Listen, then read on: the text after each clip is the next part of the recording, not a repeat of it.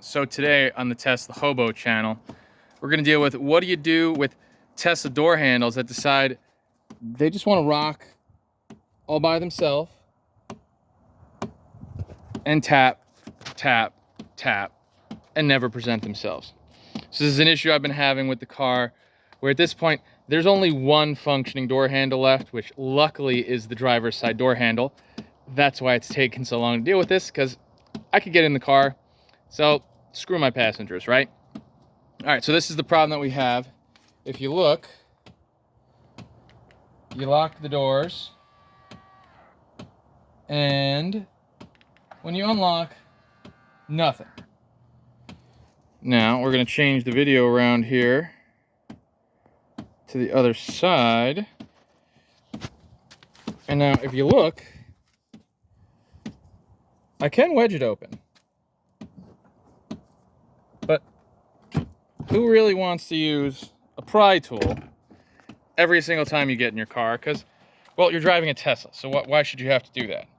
Like, once again, even this rocking door handle, there you go. I could open it. But if you heard there's a bunch of stuff tinging around there, which means it's probably a micro sensor. There's clearly metal pieces that are just rattling around. So what we're going to do today is we're going to take this door apart and see how we could fix it. But first, I'm going to show you the glorious Hobo way to make it work temporarily until you actually have all the time to take it off. So here you go. I'll prop the phone up in a pretty decent position here. And I'll show you what you need is you're going to need a pry tool. You're going to need, as I'm looking down here, a pair of crappy shoes. You know, maybe a Hobo shoe with some holes in it. Because what we're going to do is we're going to take apart the shoelace. Because until you have time to properly fix it, if you wrap a string around it, it will always open. So hold on a second and let me prop this phone up so that I could get something so that you could see exactly what I'm doing here.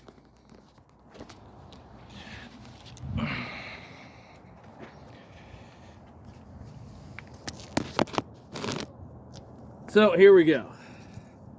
As you see, crappy shoe with holes in it everywhere.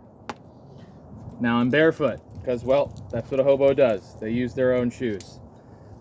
Trusty old box cutter.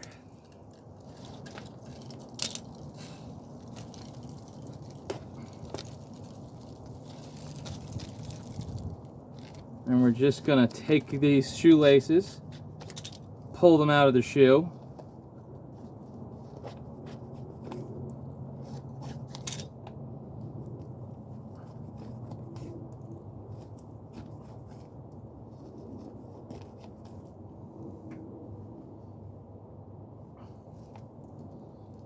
And here you go. These shoelaces have already been used and abused multiple times, so I have 2 shoelaces.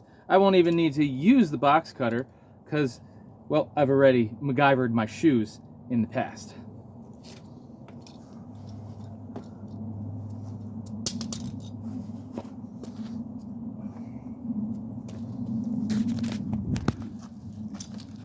So now what we're going to do is pretty simple of a fix.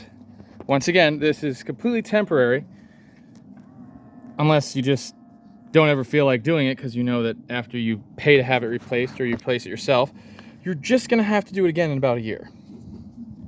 So, put the pry tool underneath the door handle, open the door handle,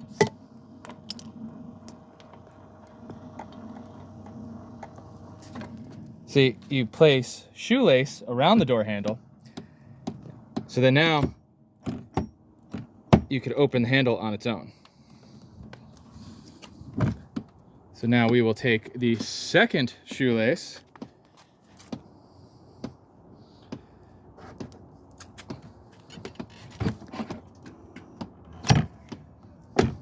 so now as you see, there's a shoelace around the handle, and the door opens.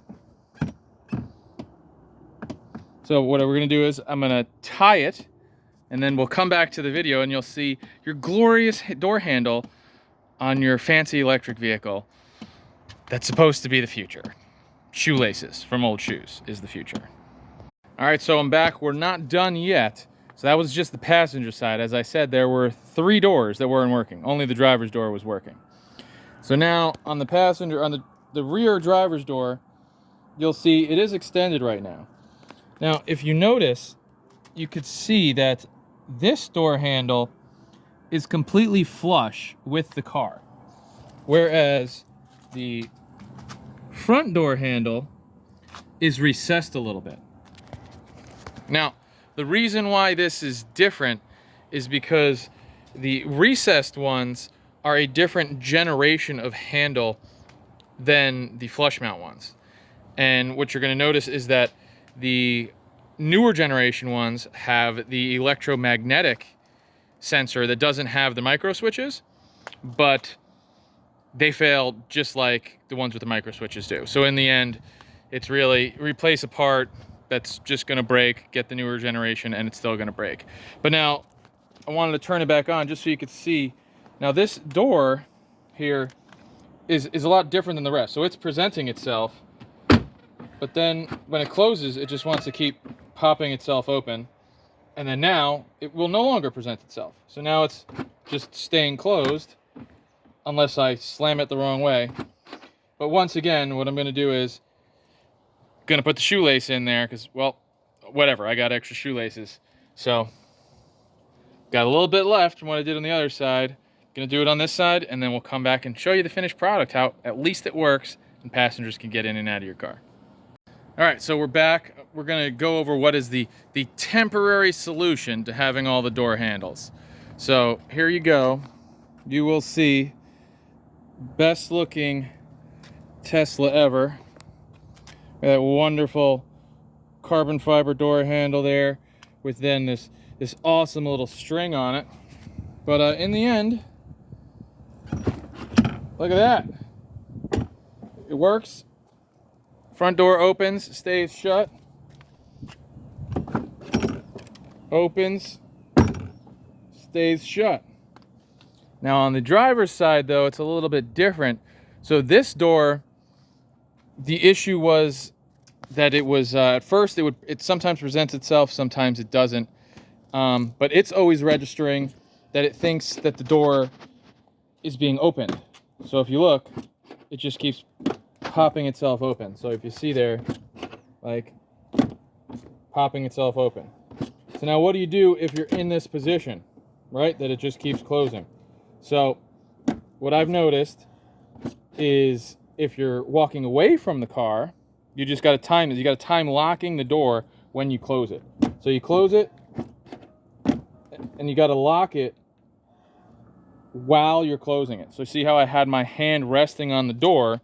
You press the lock button while the door is presented, and as you see, the door is not trying to open. But now if I unlock the door, it might on its own try to present itself, but it's not. Okay, so good position.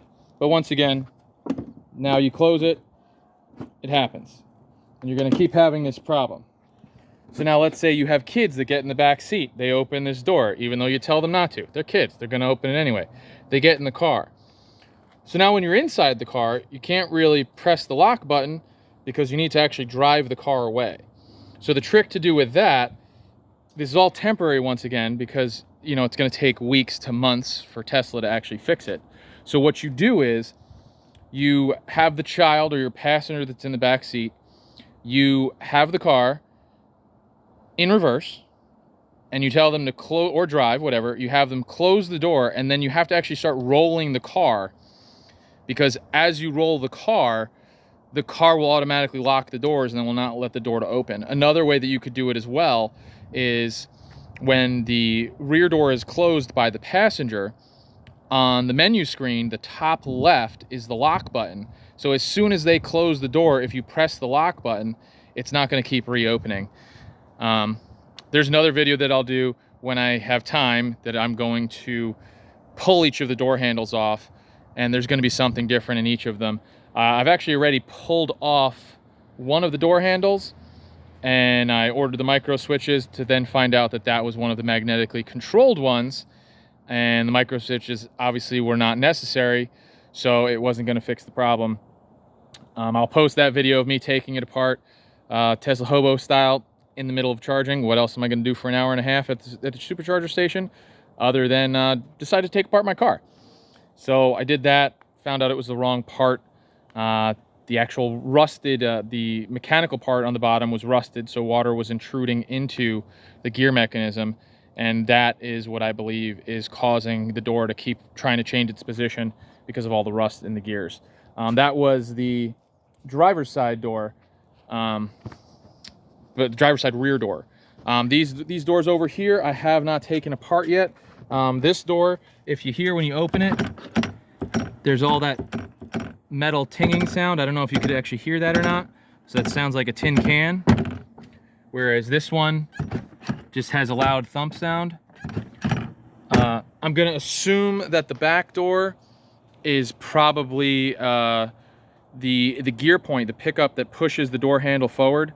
It's probably the original version that has the plastic that touches the metal, and it probably cracked or snapped. That's probably what this point is. This door in the front, I'm hoping it's going to be the micro switches, seeing that I have 2 micro switches laying around, and hopefully when I replace it, that would work. So I'm going to order the gear for the other door. I'm going to actually take apart these passenger side doors first to diagnose, so then I'll have the gear that I could replace. I'll also get the little the stainless steel version of the door push out. So I'll have that. I'll have the motorized gear and the micro switches, and I'll diagnose each of the doors on the passenger side with the 3 good parts. Hopefully find out which part it is that's good, and then put everything back together. Hopefully it's the, if I'm lucky, but who knows. If I'm lucky, it'll be the micro switches are needed for the front passenger one, just the push levers needed for the rear, and then the gear that I need will be used for the driver rear. I will probably just pick up 3 of the stainless steel knobs for the door, seeing that I think they're about $5 a piece. If I'm going to have all of them off, might as well replace them all up to stainless steel from the plastic, just so I don't have to come back and do this in a few months. At least maybe I'll get a year out of it. All right, well, as always, have fun with your Tesla. Just, you know they are the future, but the future isn't always as great as everyone says it is. They're amazing cars, and never going to complain about the speed of the car, but they have their quirks. And pull-out handles are cool looking, but they're not really the most functional in cars. So till next time.